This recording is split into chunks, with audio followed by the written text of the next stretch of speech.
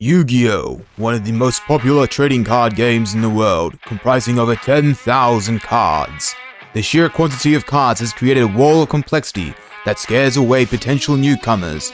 But things are changing. Singles, Yugi-tubers, and articles, the barrier clears away day by day.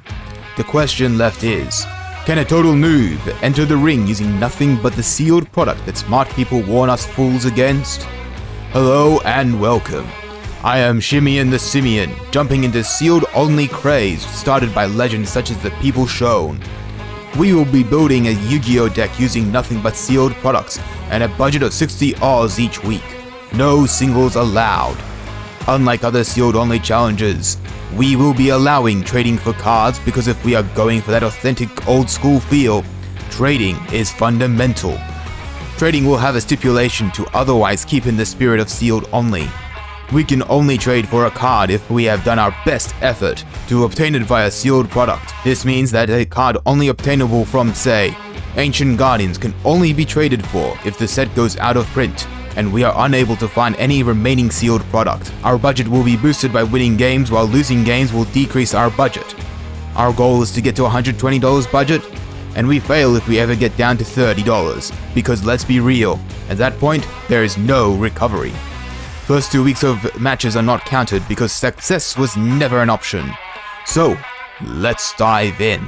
This week, the training wheels are off, so each loss is going to hurt us more and more. We have 7 weeks to turn things around before we fail the challenge, so we will need to be smart and frugal. We will be finishing off our box of Chaos Impact to try and get some more of the Unchained cards that we need. As a quick note before I leave you all with the pack opening, I will be putting a hold on the lesson segments until I can get a better setup, because I feel that I am not presenting the information quite right.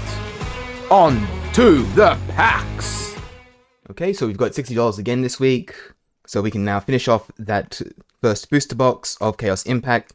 Still looking for the Unchained, so let's see how it goes. Alright. Pack 1. Okay, there we go. That's a better way to open it. Alright. Infinity Track Brutal Dozer. Another Trobam. Suppression Collider. Which... okay. Another Dream Mirror Oneiromancy and Dream Mirror Phantasms. Yuck. Mirror Battle Ocean. Soul Levy. Desert Locusts. And Action Made Magic Full Turn. Next pack. Another Mega Chirilla. Salaman Great Burning Shell. Gladiator Beast's Comeback. Another Abominable Chamber of the Unchained, which we will want. A Spiritual Entanglement. This is a maybe. The Evil-Eyed Link Monster. Another Escape of the Unchained. Mirror Wonder Heart. And Dances with Beasts. Next pack. Brinagir. Mirror Cascade. Valiant Nyx. Brutal Beast Battle. The Dream Mirror Fusion. Astroghouls. Ampello. Marjoram. And Soul Levy. So far, no luck on getting more of the Unchained rares. Let's see how it keeps going. This is only the first 4 packs, so hopefully it's not a bad sign. Tachyon Spiral Galaxy. Marine Sea Angel. Mega Chirella. A Marine Mandarin. An Evil Eye Gorgoneo. Marine Snow. Gladiator Naumachia. Prometeo. And Bayonator. Next pack. Marine Cascade. Dream Mirror of Chaos. Brutal Dozer. Cauldron. Dream Mirror. Evil Eye. Crown Tail. Astroghouls. Snow. Gonna start going through these faster. We've seen most of the cards anyway. DD Patrol Plane, Cauldron, Crusher, Cascade, Rakia, yes, and Tenyi. Ooh, Draco Berserker of the Tenyi. So I've been interested in potentially running this. Sorry, I'm gonna get the camera a bit better. I'll try to get a better camera because at the moment it's hard to read the text on these. But Rakia is definitely going in. Draco Berserker, I think will eventually go in. I might even start playing this side deck, even though we can't. Well, we can play it actually with using Mari Mari. So yeah, perfect. The rest is irrelevant. Next pack. Let's hope for some more Rakias and Aruhas now. Bye Bye, Suppression, Laurel, Dozer, Nebula Dragon, which does not fit with us, and Phantazos. Everything else is irrelevant. Another Manstrong, What Train, Sea Angel, Charge and Aroma Seraphi. Next pack. Come on. Just give me another one of the twins. Rakia preferably, but we'll live with either. I think that's our third one now. Come back. Oh! That's another good card to get. We can't actually build it yet because you need to have a Link monster, but we'll see what we can do. Might even try to put in a Marincess toolbox to get him out. And the rest are not relevant here. 3 packs left. Next pack. Haven't seen our second secret rare from this box. I'm not sure if that's the Math, Cauldron, Protocol, Jobam, Tyrant Farm, Tribute, another Dream Mirror Fusion, Tribute 1 effect monster, Special Summon 1 non-effect monster with the same type of attribute. Not relevant to this deck. Marincess stuff. 2 more packs. Action Magic, Valiant Nyx, another Rakia, and a Dark Firewall Dragon Dark Fluid. I'll give that a read, and maybe it goes in. Now Makia, Prometeor, Ampello, and Escape. I'm pretty sure we've got our full set though. And last pack, let's Jelly Cannon, and that's it. So overall, not too bad. We'll have to go back to Chaos Impact in the future in order to try and get more of the Unchained cards. Either that or try to find a 2020 tin, which is not easy where I am. But I think I found a source that might work. But I think most of these cards will be going in, as well as potentially some more cards from the side. At this point, I will cut to deck tech. Okay, let's start with our deck changes for this week.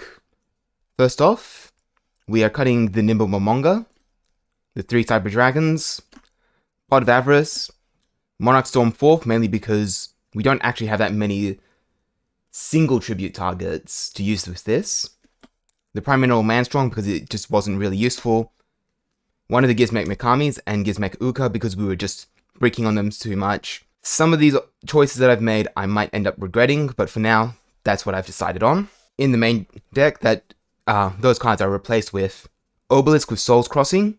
Main reason being that Soul's Crossing, and what I didn't actually correctly read, is this can tribute multiple opponent's monsters, which makes it quite a bit easier to use. It doesn't have spell speed 4, which is not ideal, but it is spell speed 2, so it's possible to use at least. We're going to add in our new Unchained cards. Most notably, Unchained Twins Rakia.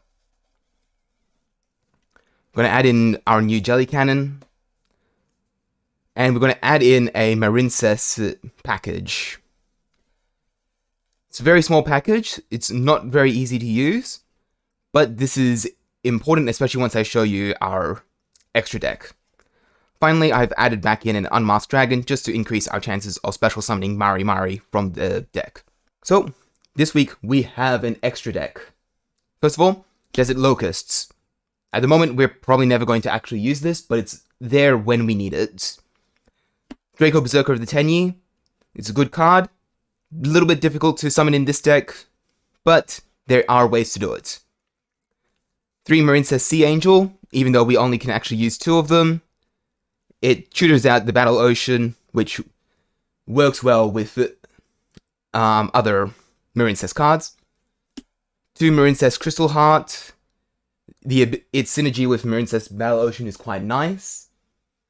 And it also can sometimes just wall us up for a little bit. Marincess Wonderheart is a potential finisher for this deck now. It's a little bit tricky to summon. So far, I've only been successful in this deck summoning it using Mari Mari. Protocol Gardener, just because it has some small synergy with our Sea Angels and our Sea Mandarins. And Unchained Abomination, which this is why we've got the Marincess package in here. It's one of the only ways we can currently summon him. We'll look to change out the Marincess package at some point, but I think it'll stay here for a little while. In our side deck, it's a much quicker change. We cut a Call of the Haunted for Spiritual Entanglement. There's times where Spiritual Entanglement can just remove a problem card for us, so that's why it's going in to the side deck. So, that's the deck changes. Off to the games. So, game 1. We were versing a, essentially Revs card deck.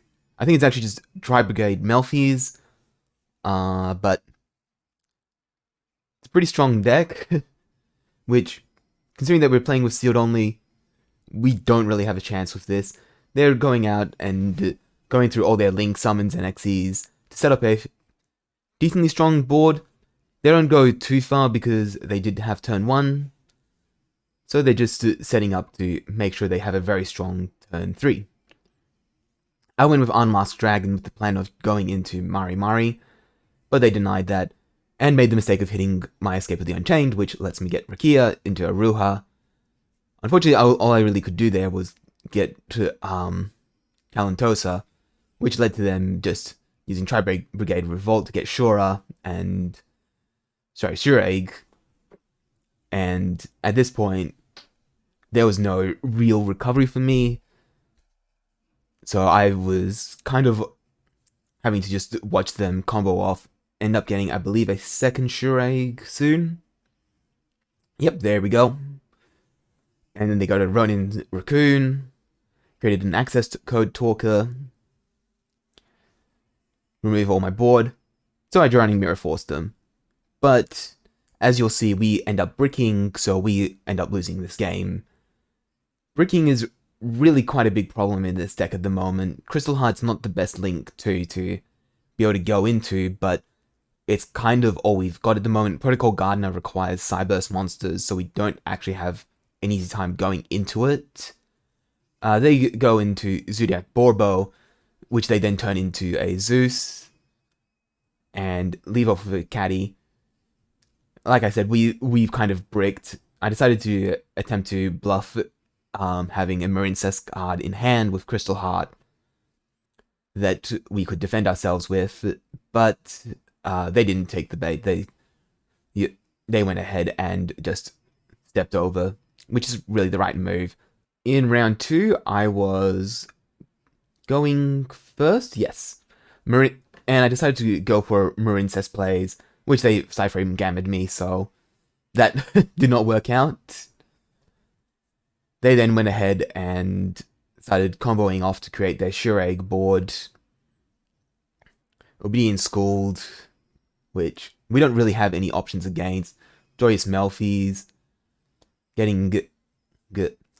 Yeah, I went with Jelly Candy here. I actually do have Drowning Mirror Force, which I should have used, but I missed it, I forgot how timing works, basically. So that was a mistake on my part. Would it have made a difference? Probably not, as you can see in my hand.